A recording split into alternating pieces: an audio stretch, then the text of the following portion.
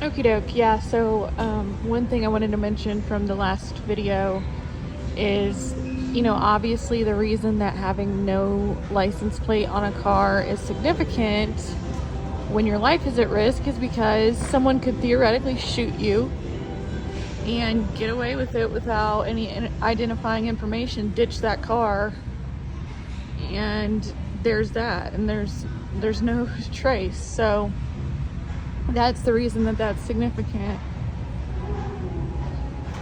to that end. Okay, so let's go back a little. During the period of June and July 2023, like I said 2 videos ago, that bald black man said happy 420 to me. That's what let me know I was definitely being watched.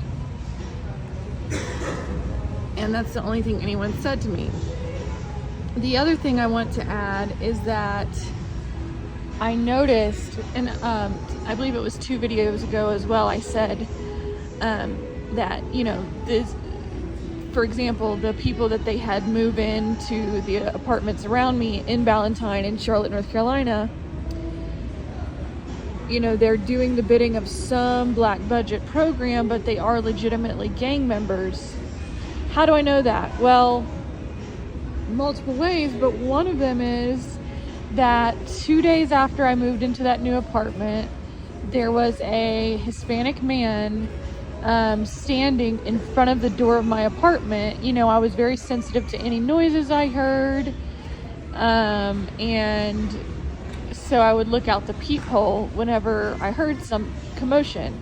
So I looked out the peephole, and there's this Hispanic man standing there on the balcony in front of my door. I was on the 2nd floor, and you know how apartment buildings are set up. There's a little balcony to overlook, and he was just standing there for a long time.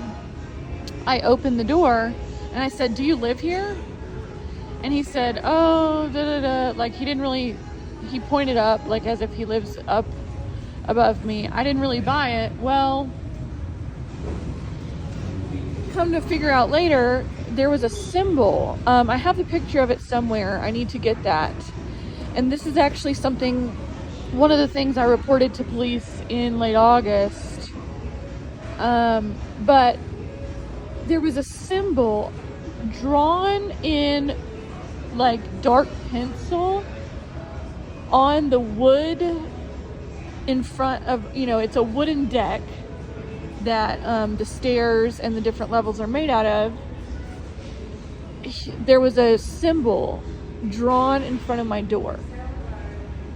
Some sort of weird gang symbol, but it was drawn in such a way that you wouldn't notice it unless you were looking for it, which is part of the reason I didn't even notice it for months.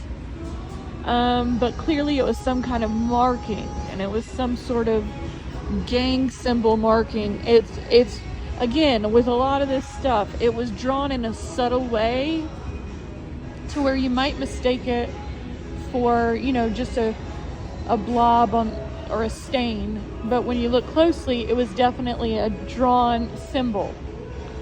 So that's definitely what he was doing that day. That doesn't just come out of nowhere. There is a real gang network that they're using to do this bidding. Without that, it would be too much work for the fusion centers to do on their own. To start from scratch, to recruit all these people. They resort to that when they need to, but they're making use of already existing networks, which is what if you do your own research, a lot of the sex traffickers, in my case, rape traffickers, because it's always been rape, they make use of existing networks. So, taxis are involved, hotels, what have you. Okay, so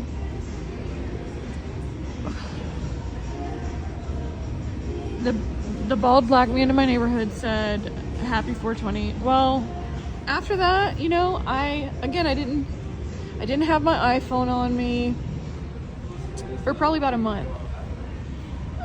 Perhaps a little bit more, from the time I moved into that apartment until my dad had an accident, a biking accident, and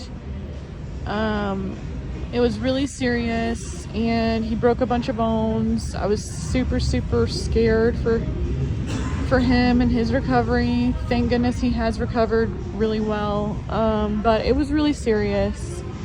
And, you know, at this point, they had made it clear that I was still being watched, but I wasn't being raped. And they were not. The gang stalking on a daily basis had ramped down. I was not being followed, you know. And again, just like throughout this whole entire hell of a experience, I just wanted to move on with my life. So when my dad had his accident, I decided, okay, like, this is more important. I need to have my phone on me. Like, I need to do everything I can to try to prioritize his recovery and, you know, get my life together. I don't really want to put it in those terms, but, you know, do I really want to let these people dictate the fact that I don't even have an iPhone to use, that I have this crappy little burner phone? You know, no, I want to move on with my life. Well, literally the day I started using my phone again, my iPhone, and like taking it around with me. I'm sorry, no, it wasn't the day. It was the day that my dad got out of the hospital, so that's where I got that. I apologize. It was like the day after. But it was a few days after I started using my phone to get around again.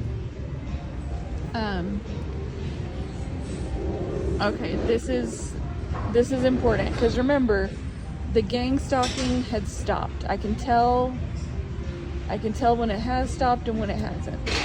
Now on the iPhone, I had already changed my phone number. So even though I was still using the iPhone, now that I was back to using the iPhone,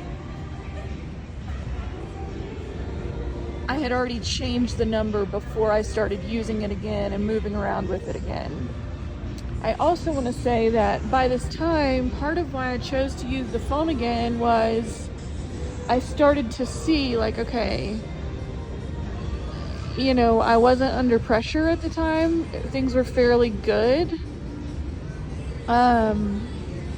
As far as I wasn't under the pressure of the constant gang stalking necessarily with every move I made.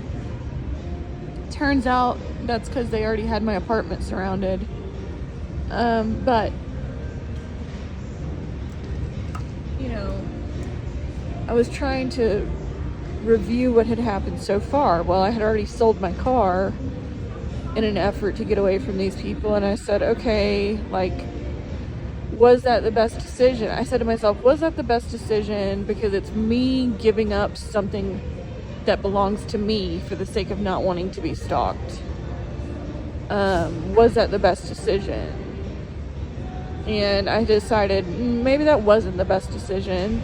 And I don't really want to do that with my phone too. Like, how much more are these people going to try to take from me? So that's part of why I decided to, I was like, no, you know, I'm going to stand my ground here. I'm going to use my phone like a normal person, and what have you.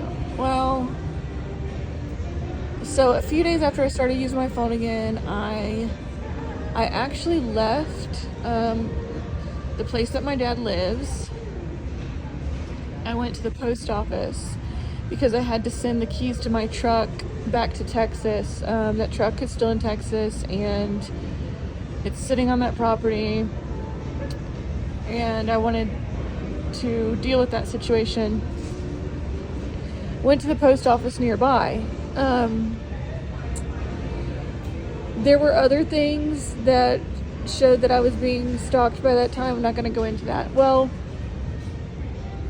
went to the post office, mailed the keys back, and I called the post office in Texas, in Abilene, Texas, on Buffalo Gap Road. I called that post office. I went out and started waiting for my Uber, and I went out and I actually called the post office in Abilene saying, you know, where there were 2 more deeds to 2 more of my properties that I still was owed from that P.O. box, and other stuff in that P.O. box. And I called And it was just a post office worker. Again, I'm back to trying to live a normal life.